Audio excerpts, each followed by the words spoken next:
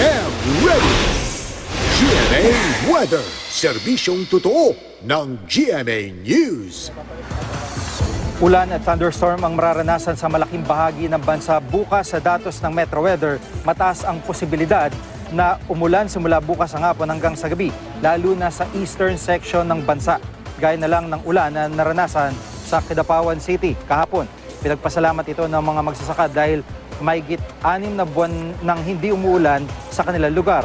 Naglalaro naman sa 33 degrees hanggang 47 degrees Celsius ang init factor na inaasahan sa Luzon bukas. Sa Visayas, nasa 36 degrees hanggang 42 ang damang init. Habang sa Mindanao, 34 hanggang 41 degrees ang init factor bukas. Sa Metro Manila, may tsansa ng ulan bukas ng madaling araw. Ayon sa Pag-asa, Intertropical Convergence Zone ang may iral sa Southern Mindanao. Yan ang latest mula sa GMA Weather. Magplano para sigurado I am ready. Serbisyong totoo ng GMA News.